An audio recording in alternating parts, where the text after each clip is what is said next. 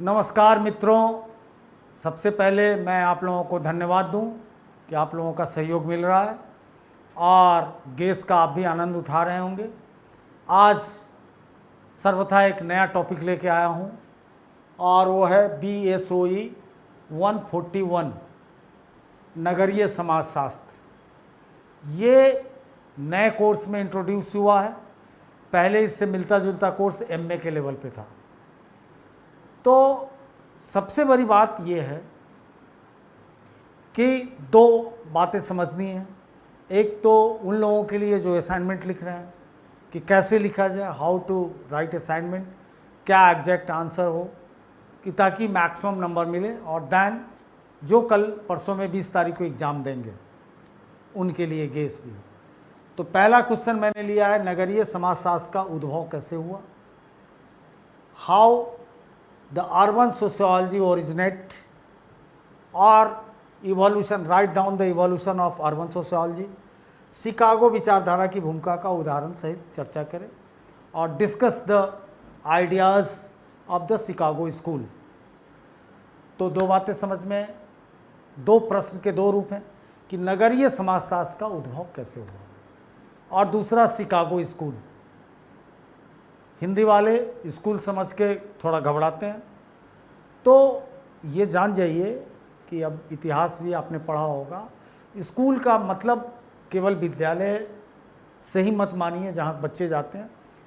Thought के ideas जहाँ से विचार सोशल साइंस में निकलता है।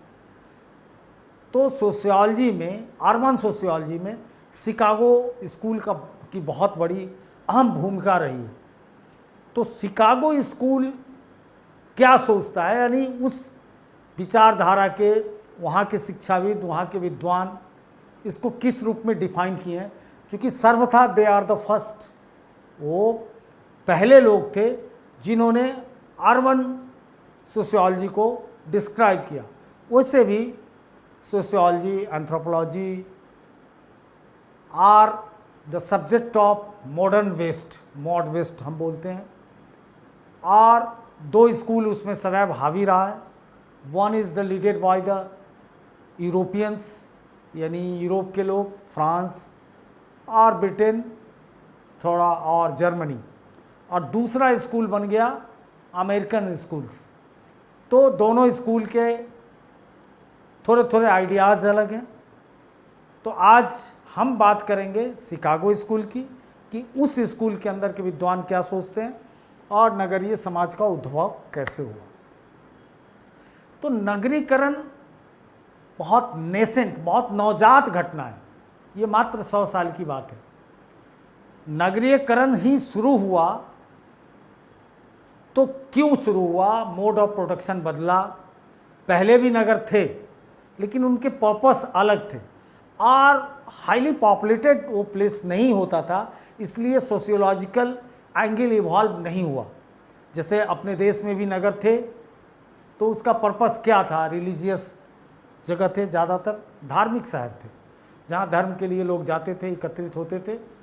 और कुछ एडमिनिस्ट्रेटिव टाउनशिप भी डेवलप हुआ। बाद में यूरोप के संदर्भ में फ्यूडलिज्म के लैटर स्टेज में उत्तर सामंतवाद, यानी 13वीं 14वीं सदी में थोड़े नगर डेवलप होने लगे एम्यूनिटीज़ को, सुविधा को लेकर कि हर क्लास के लोग आसानी से वहाँ मिल जाते थे। और थोड़ा मोड ऑफ प्रोडक्शन बदल गया। बाटर सिस्टम रूरल इकोनॉमी का जान है, अदला बदली करना। लेकिन जब नगर में वो कन्वर्ट करने लगा एक्सचेंज में, और वो नकदी कैश एक्सचेंज होने लगा, और नॉन प्रोडक्टिव मतलब एग्रीकल्चर एक्टिविटी ज़ीरो हो गया और उसकी मार्केटिंग होने लगी। और सर्विस सेक्टर भी साथ साथ हुआ, काम करने वाले आए, यानी कोई झाड़ू पोछा लगा रहा है, कोई महल को साफ कर रहा है, कोई सुरक्षा सिक्योरिटी के लिए है। तो दो सेक्टर इकोनॉमी का यहाँ इवॉल्व होता है, प्राइमरी सेक्टर इवॉल्व नहीं होता है नगर में। आज भी नगर का चरित्र क्या है, तो सर्विस सेक्टर ओरिएंटेड नगर होता है, सेवा क्षेत्र अर्थव्यवस्था का इन्वॉल्व होता है, और समहाउ द्वितीयक क्षेत्र भी होता है। तो इस ढंग से नगर बसे। लेकिन नगर इतना इम्पोर्टेंस नहीं रख रहा था ट्रेडिंग सेंटर के रूप में नगर उभरे, व्यापार होता था एक जगह से दूसरी जगह, वहाँ व्यापारी को आने जाने की सुविधा थी कम्युनिकेशन के साथ। लेकिन वो सारे प्राचीन और मध्यकालीन नगर का स्वरूप सोशियोलॉजी के लिए कोई पैनिक नहीं है, सोशियोलॉजी के दिमाग में वो खटका नहीं उत्पन्न करता है, वहाँ नहीं ठकठकाता है। सोशियोलॉजी जहाँ समाज रहने लगता है, इंटरेक्ट करता है और उसका पूरा कल्चर नॉर्म्स, उसके वर्किंग पैटर्न, उसके लिविंग पैटर्न वो सारे बदल जाते हैं, उसके सोशियो इकोनॉमिक वैल्यूज़ बदल जाते हैं, उसके कल्चरल इम्पोर्टेंस बदल जाते हैं, सारी चीज़ बदलने लगती है। तो वहाँ पे बहुत सारे ओरिजिनेट करते हैं सोशल प्रॉब्लम्स, तो वो too much concern with the sociology, वह समाजशास्त्र के दायरे में आ जाता है। तो ऐतिहासिक परिप्रेक्ष्य नगर का अलग है, जिससे हमारा इस क्लास में कोई लेना देना नहीं है। आज हम बात कर रहे हैं नगर के शहरी परिप्रेक्ष्य का। तो शहरी परिप्रेक्ष्य के लिए आप याद रखें कि नगर का जो द्रुत विकास हुआ है वो प्रथम विश्व युद्ध के बाद, यानी 1914 से लेकर 18 तक प्रथम विश्व युद्ध चला। 18 के बाद नगरों का विकास हुआ। उसके दो कारण माने जाते हैं, वैसे आंसर सबको भेज दिया जाएगा, आप जिनको नहीं है वो मांग लें, फ्री में सब कुछ है। ये सारा class sponsored by state forward publisher private limited Delhi है, इसलिए अभी कुछ भी नहीं लग रहा है। हमारे गूगल ऐप पे जाकर SF क्लासेस पे डाउनलोड करके असाइनमेंट ले लीजिए, गेस ले लीजिए, पढ़िए, पढ़ने वाले आप बनिए, हम लोग दे रहे हैं। लेकिन क्लास में इस लिखत से मैं कुछ अलग बता रहा हूँ ताकि जीवन में पूरा एक पेपर ही अर्बनाइजेशन पे है, तो जो कुछ भी मैं समझा रहा हूँ वो आंसर सब जगह काम आएगा। वही बिल्कुल कि ग्रेवी एक और डिस्क अनेक, कि ग्रेवी एक बन जाता है, चाहे आप मटर पनीर लीजिए या चिकन लीजिए, सब में कोई अंतर नहीं आता है। तो मैं बेसिक कॉन्सेप्ट क्लियर कर दूं कि फर्स्ट वर्ल्ड वार के बाद क्या चेंज कर गया, कि रैपिड इंडस्ट्रियलाइजेशन का परिणाम फर्स्ट वर्ल्ड वार था। चूँकि इंडस्ट्रियलाइजेशन के लिए शहर में औद्योगिकरण बढ़ा और ये सारे यूरोपियंस पावर थे जो कॉलोनी बना रखे थे पूरे विश्व को, खासकर एशिया और अफ्रीका को। कॉलोनी अमेरिका भी था, लेकिन बहुत जल्दी वो आज़ाद हो गया, चूँकि ना कॉलोनी बनाने को वाले को कुछ पता था, समझ था। और लेकिन उसके बाद अमेरिका से सीखकर जब वो कॉलोनी बनाए, अमेरिका से भागे तो हिंदुस्तान में कॉलोनी उनकी बनी। तो उसके बाद जब कॉलोनाइज़र वो जब बन गए, इम्पेरियलिस्टिक थॉट जब साम्राज्यवाद का हुकूमत चलने लगा, उपनिवेशवाद उसी पे आरूढ़ होके आया, साम्राज्यवाद पे चढ़ के आया, तो सबको कच्चा माल चाहिए था। इस बात की गारंटी के लिए, और इंडस्ट्री अपने यहाँ रखा हुआ था और यहाँ से पका माल भेजता था, तो अर्बनाइजेशन बढ़ा। इंडस्ट्रियलाइजेशन के बाद 1870 के बाद सब जगह बहुत द्रुत गति से इंडस्ट्रियलाइजेशन बढ़ा, और प्रथम विश्व युद्ध के बाद और तेजी से इंडस्ट्रियलाइजेशन की प्रक्रिया बढ़ी तो एकदम से नगरों का बहुत द्रुत गति से विकास पश्चिम के देशों में, विकसित देशों में हमें देखने को मिलता है। जबकि पोस्ट वर्ल्ड वार II यानी द्वितीय विश्व युद्ध के बाद, और मोटा मोटी मान के चलिए 1950 के बाद डीकोलोनाइज हो जाता है, ये सारी कॉलोनी आज़ाद होती है। सेकेंड वर्ल्ड वार ने ऐसी परिस्थितियां उत्पन्न की और सब जगह आज़ादी की लड़ाई भी मैच्योर्ड हो गई थी, और फिर इस मार्केट में एक नए ढंग से बंटवारे की बात पूंजीपति शक्तियों ने किया। चूँकि पूंजी बहुत पावरफुल इंस्ट्रूमेंट बन चुका था विश्व में, और अमेरिका सब में हिस्सेदारी चाहता था, और अमेरिका की हिस्सेदारी इंपेरियलिस्टिक होके डायरेक्ट नहीं चाह रहा था, वो कैपिटलिज्म के थ्रू उपनिवेशवाद को फैलाना चाह रहा था। तो अमेरिका अपनी हिस्सेदारी मांगने के शर्त पे ही ब्रिटेन को बचाया जापान से, और एक गलती भी जापान से हो गई थी जिसके चलते उसने एटम बम का यूज़ कर दिया, और उसमें शर्त था डिकोलोनाइज करना। तो अन्यथा हम 47 में हुए, कोई 48 में हुआ, मतलब साल 2 साल में सारी लोग डिकोलोनाइज बहुत तेज़ी से हुआ। तो उसके बाद हिंदुस्तान में भी अर्बनाइजेशन पैटर्न डेवलप किया। तो अब हम शिकागो स्कूल पे कुछ फैक्ट फाइल से आपकी मुलाकात करा दें। तो वही है, 1920 के बाद का बहुत महत्व है, और ऐसा देखा गया, शिकागो स्कूल ने इस पे रिसर्च किया और देखा, जिस स्कूल में खुद E Park, Louis Wirth, Ernest W वार्गेस आरडी, मैकेंजी आदि वर्ल्ड क्लास के सोशियोलॉजिस्ट यहाँ थे। और यहाँ देखा क्या गया कि नगर का पॉपुलेशन इतना तेज़ी से यहाँ बढ़ने लगा कि बेवरियन स्ट्रक्चर, जो समाजशास्त्र में सदैव याद रखिएगा कि दो महायोद्धा हैं, दो महाविद्वान हैं, एक स्वयं कार्ल मार्क्स हैं और एक मैक्स वेबर है। एसेबिलिटी ज़्यादा प्रैक्टिकल अप्रोच मार्क्स वेबर का है, मार्क्स कार्ल मार्क्स की तुलना में, चूँकि कार्ल मार्क्स दो ही क्लास में बांट के समाज को देखते हैं, एक शोषित एक शोषक, एक बुजुर्गवा एक सरभाड़ा। लेकिन वेबर का स्ट्रेटिफिकेशन अलग है, उसमें मिडिल क्लास भी है, उसमें प्रोफेशनल्स भी हैं, वकील भी हैं, डॉक्टर्स भी हैं, ऑथर्स भी हैं, राइटर्स भी हैं, इंटेलेक्चुअल्स भी हैं। तो इसी दो कंसेप्ट को खोजा जाता है। और दोनों की एक बात और जान जाइए, बहुत आपने मार्क्स और वेबर पे पढ़ा होगा, मैं भी बहुत पढ़ाया हूँ हिस्ट्री से लेकर, इन दोनों के बेचारा कोई गुजारा ही नहीं है सोशल साइंस का। लेकिन पुनः कह रहा हूँ कि ये दोनों थॉट कहाँ थे, ये दोनों थॉट केवल शहरी समाज के लिए थे। इनका स्ट्रैटिफिकेशन और इनके सारे स्टडीज़ का बेस शहर था, टाउन था, ये रूरल इलाके के लिए नहीं थे।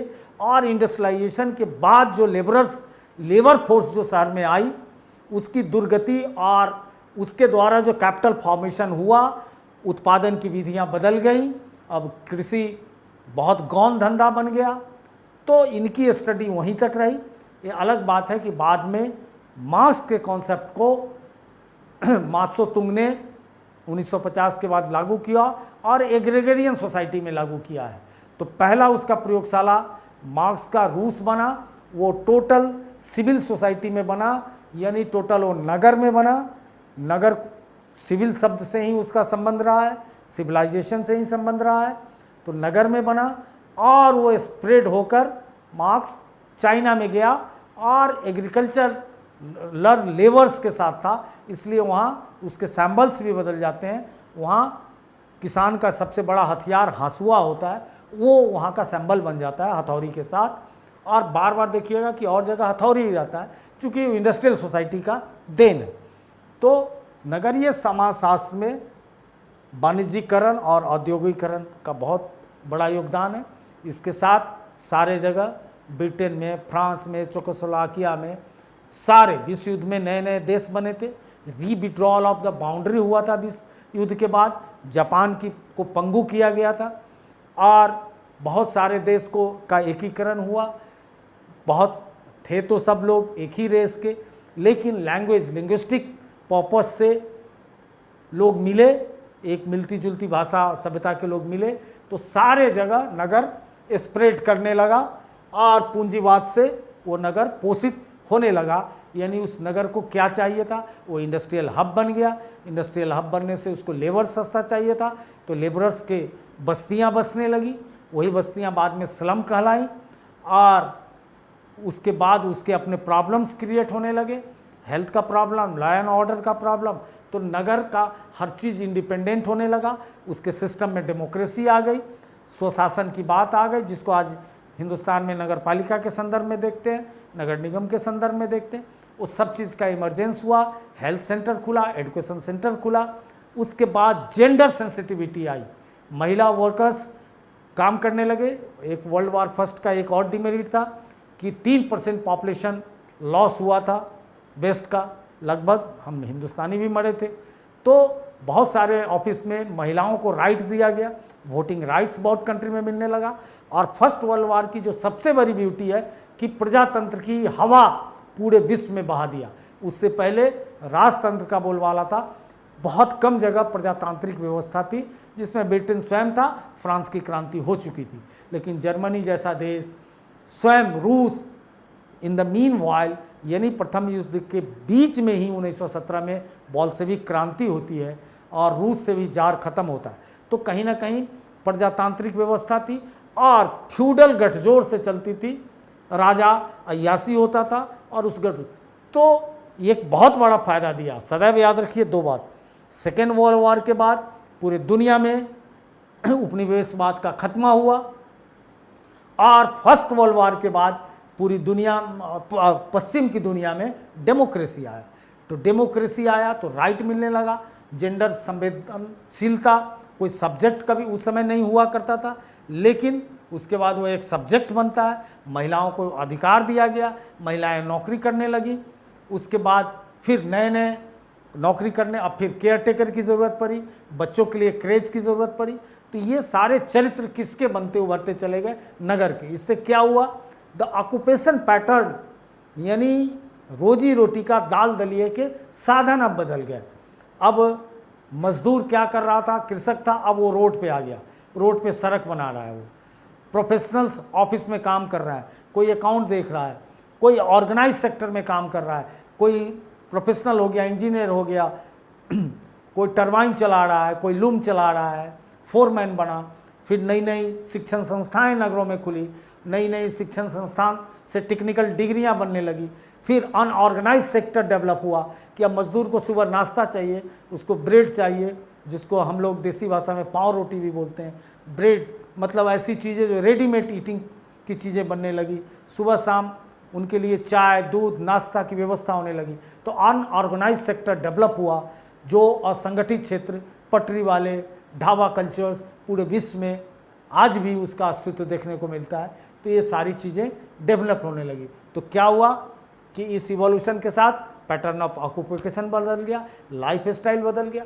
इन सारी चीज़ों का जो सिस्टमेटिक अध्ययन किया है, वो पहली बार वो राइट किसको जाता है? शिकागो स्कूल को जाता है। चूँकि शिकागो बहुत तेज़ी से, बहुत जल्दी 1998 से 1930 मात्र 32 वर्षों में शिकागो का पॉपुलेशन डबल हो गया। तो जिस शहर का डबल पॉपुलेशन हो गया तो शहर पर प्रेशर पड़ा। और शहर की एक समाजशास्त्रीय दृष्टि होती है। क्या दृष्टि होती है? कि शहर के पास दो फैक्टर्स होते हैं। शहर दो तरफा वार करता है, एक पुलिंग फैक्टर होता है, एक पुशिंग फैक्टर होता है। यानी शहर अपनी ओर खींचता है और एक धक्का भी मारता है। जैसे कोरोना महामारी ने सिद्ध कर दिया कि शहर केवल प्यार से पुचकारता नहीं है, धक्का भी मारता है पीछे से, और शहर के शहर खाली हो गए।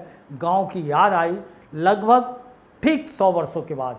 यही बात हुई थी फर्स्ट वर्ल्ड वॉर के बाद। एक डिजीज़ आई थी फर्स्ट वर्ल्ड वॉर के, सबसे ट्रेजिक चीज़ मेरी नज़रों में है स्पेनिक फ्लू, जिसने कितने लोगों की जान ले ली पूरे विश्व में। तो उसी तरह से आज कोरोना ने शहर पर बढ़ते प्रेशर को ख़त्म किया। और कई बार खींचता है शहर, चूँकि शहर धार्मिक पर्पज से लोग जाते हैं।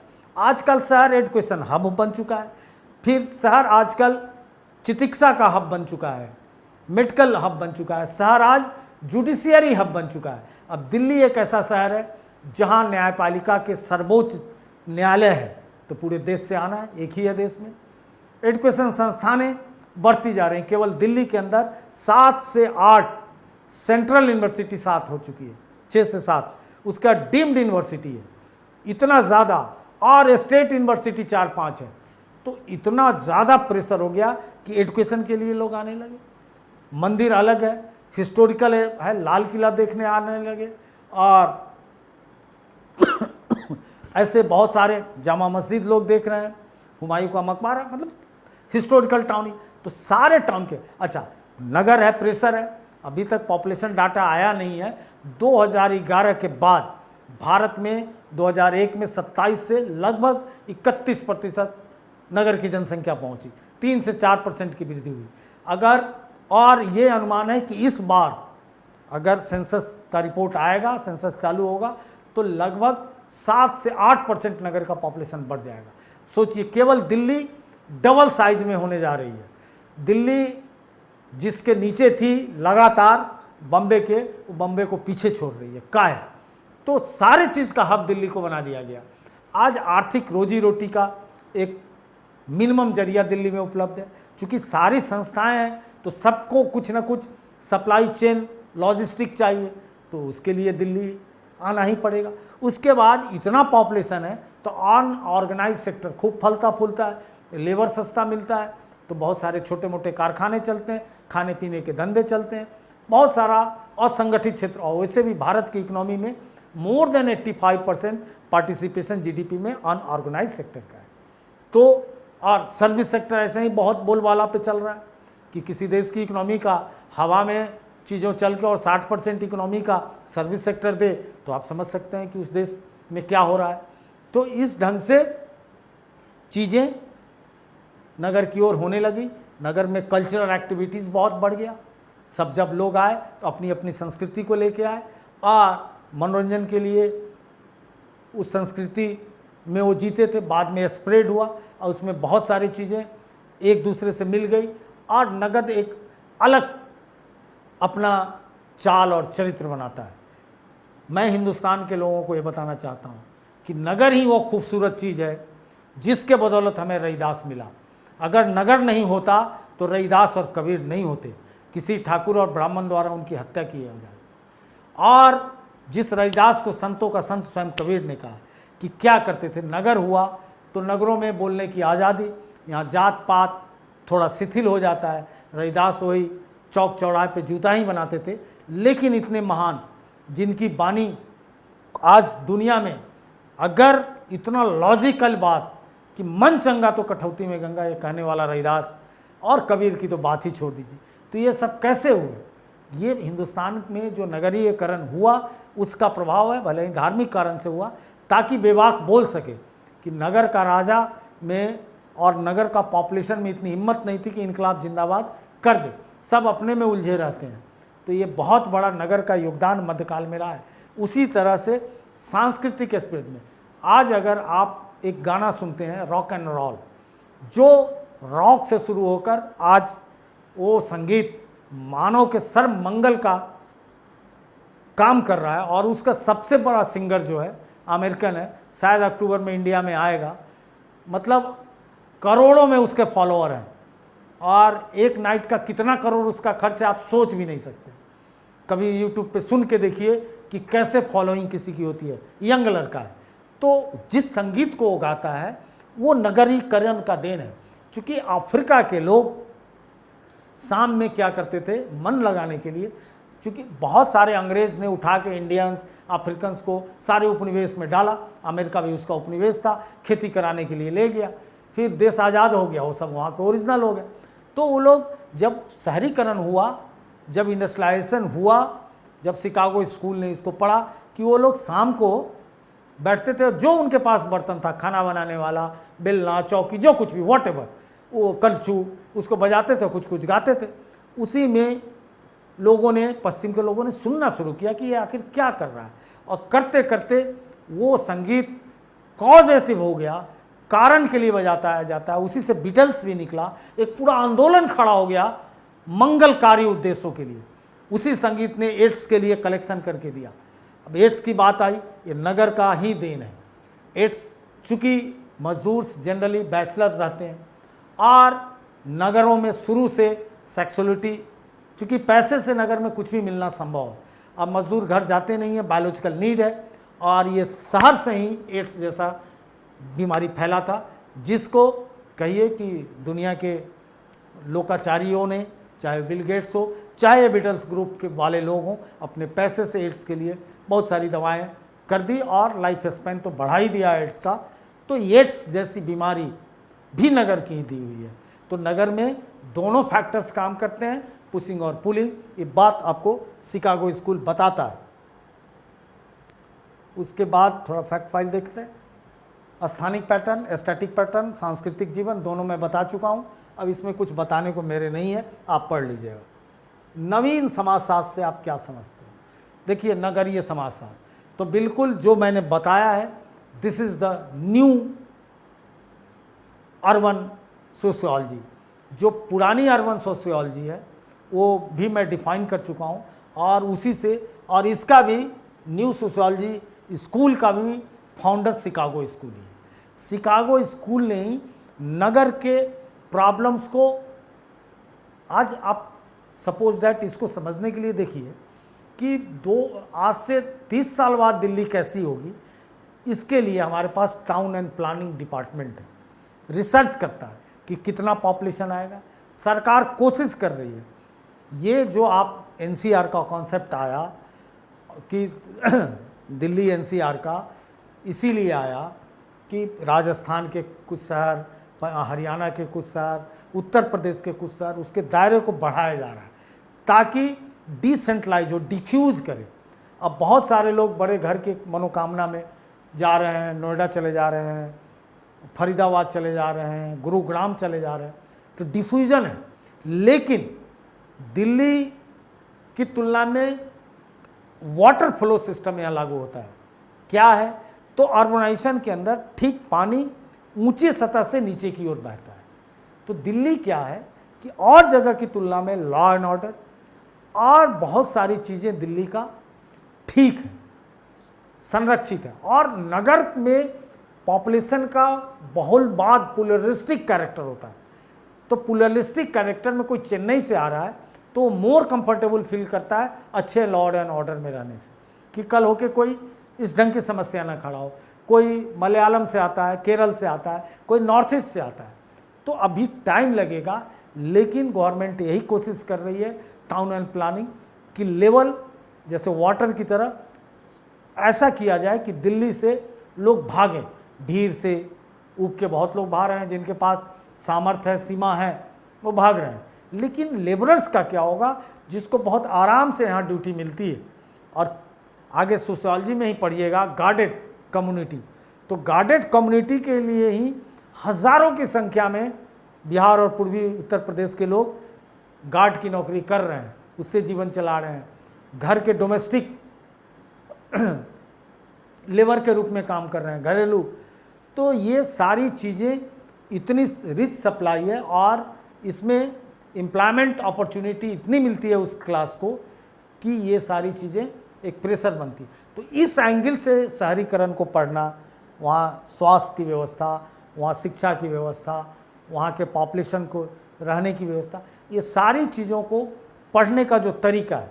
पहले नगर बहुत स्वास्थ्य को लेके कंसस नहीं था, लोग बीमार पड़ते थे गांव भाग जाते थे।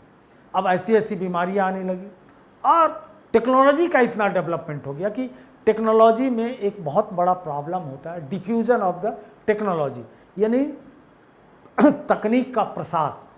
तकनीक का प्रसार नगर से होगा, चूँकि नगर के पास पैसा है, व्यापारिक समुदाय। तो जो मशीन सपोज डैट कि कैंसर या बॉडी के लिए नए नए स्कैन की व्यवस्था होती है, जैसे PET scan, positron emission tomography, उसके द्वारा विविध एंगलों से शरीर का चित्र लिया जाता है। मतलब एक तरह से कह नहीं सकते हैं, लेमन टर्म में समझाने के लिए मैं बोल सकता हूँ कि एक्सरे यहाँ तक पहुँच गया। अब वो 25,000 रुपया उसका फ़ी होता है दिल्ली में, अमूमन बड़े हॉस्पिटल में है, 5-10 करोड़ का वो मशीन है। तो गांव में कैसे जाएगा, किसी शहर में तो मुश्किल है उतना इन्वेस्टमेंट करना। तो अब बीमारी के चलते लोग आ रहे हैं। पहले बीमार होके, आज से 50-60 साल पहले मजदूर बीमार होते थे, गांव चले जाते थे, हारी बुखार होता था, लोग सेवा करते थे, ठीक हो जाता था। लेकिन वो भर भर के आ रहे हैं, यहाँ आ रहे हैं। तो इस ढंग के समस्या पे अब सारा हॉस्पिटल उस ढंग से अपनी तैयारी करता है। एजुकेशन में हायर एजुकेशन इतना पावरफुल होता चला गया, टेक्निकल एजुकेशन इतना पावरफुल होता है, मल्टी ट्रेड की बात हो गई, बुके ऑफ ऑप्शंस हियर, यानी एक पूरा गुलदस्ते के रूप में यहाँ विकल्प हो गया। तो इसकी स्टडीज़ को करना, और इसमें अब क्या आ गया, पहले नगर में साइकोलॉजिकल स्टडीज़ नहीं ह्यूमन का किया जाता था, ह्यूमन बिहेवियर स्टडीज़ नहीं किया जाता था, ह्यूमन इकोनॉमिक बिहेवियर स्टडीज़ किया जाता था।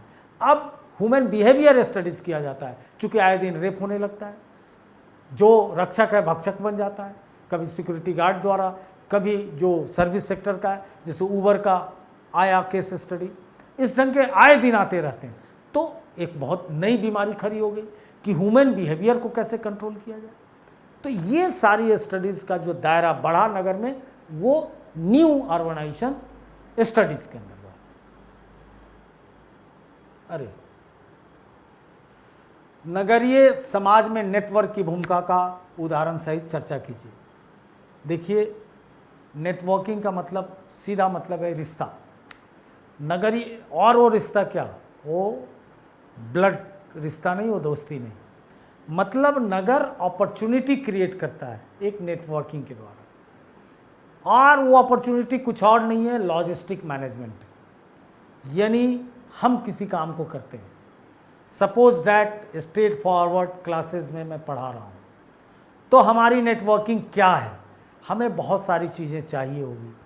हम ये PDF से पढ़ा रहे हैं, इसको पढ़ाने के लिए बनाने वाला आदमी इसको रिसर्च करके देता है, मेरी पूरी टीम है इसमें 50-60 लोगों की, वो रिसर्चर्स जो देते हैं, फिर हमसे डिस्कस करते हैं कि क्या इस कोर्स के अंदर लूँ क्या नहीं लूँ, वो डिस्कशन, फिर सारे स्टडी मटेरियल को इकट्ठा करना, बहुत सारे एग्ज़ाम्स के क्वेश्चन पैटर्न का एनालिसिस करना, फिर उसकी एडिटिंग इसकी होनी, फिर इसको कैमरा के आगे लाना, हम कैमरा के सामने, हमारे पीछे ढेर लोग हैं, फिर ये पूरी लाइटिंग सिस्टम, अब इसमें कोई चीज़ ख़राब होता है, साउंड सिस्टम ख़राब होता है, उसकी नेटवर्किंग अलग है, उसके इंजीनियर्स अलग हैं, लाइट सिस्टम ख़राब होता है उसके अलग है, जिस बोर्ड पे पढ़ा रहा हूँ उसका सिस्टम अलग है, कंप्यूटर का अलग है, सॉफ्टवेयर का अलग है, हार्डवेयर का अलग है, कैमरा का अलग है, AC लगा हुआ है उसका अलग है, तो तमाम साउंड प्रूफ रूम है उसका अलग है।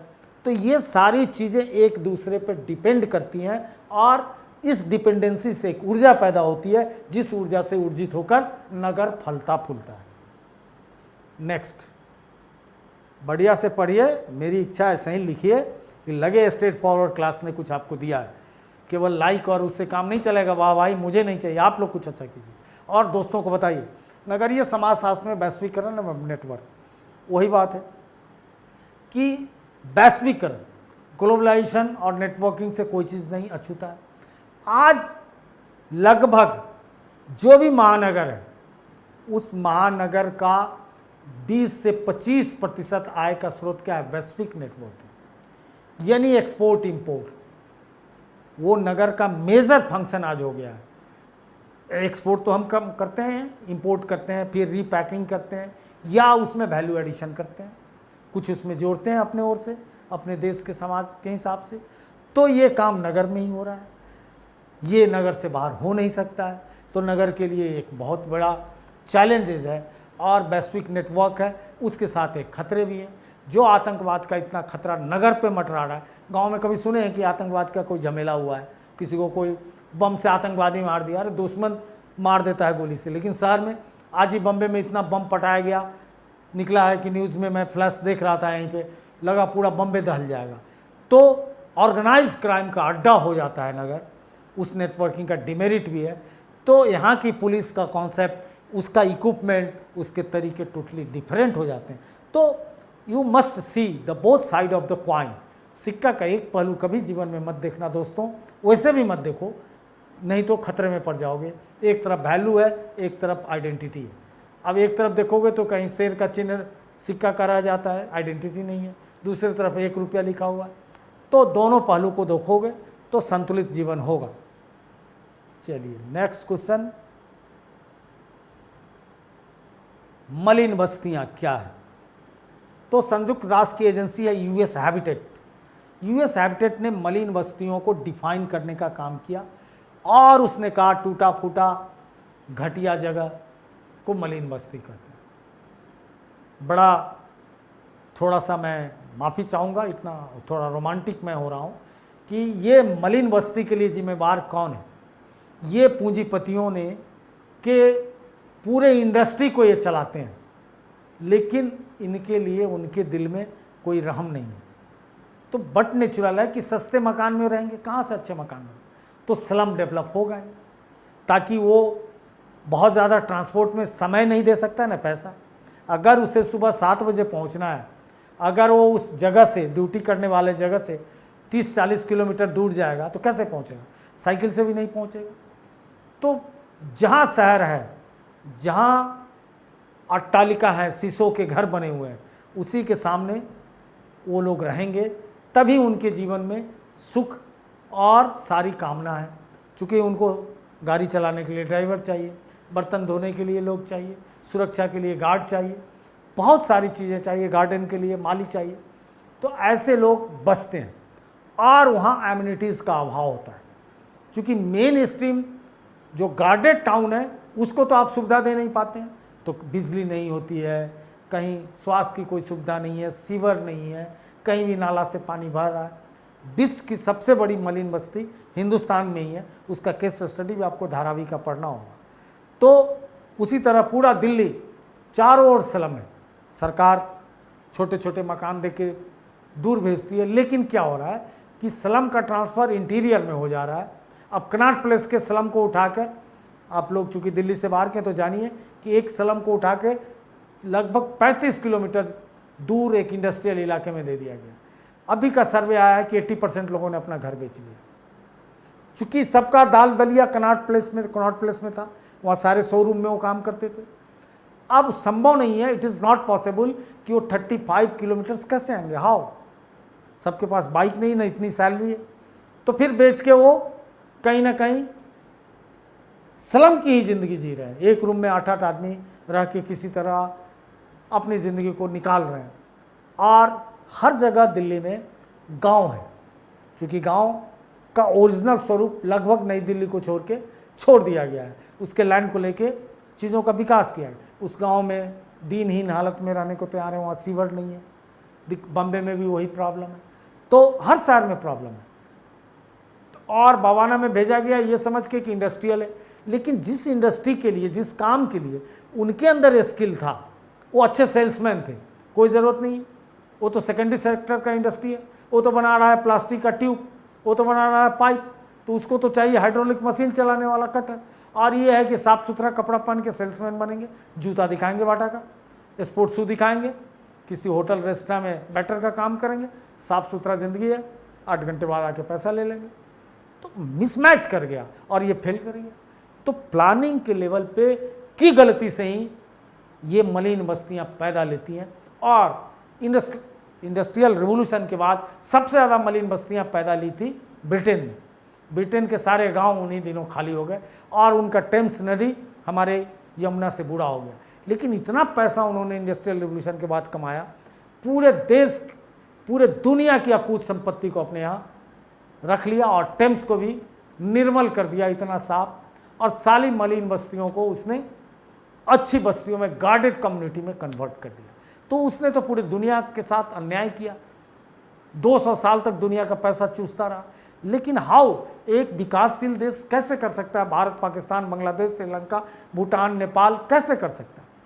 संभव ही उसके लिए नहीं, इवन चाइना के लिए संभव नहीं कि इतना ज़्यादा उनके सिविक लाइफ को ट्रांसफॉर्म करना, उनको 2 रूम का घर देना और सारी सुविधाएं।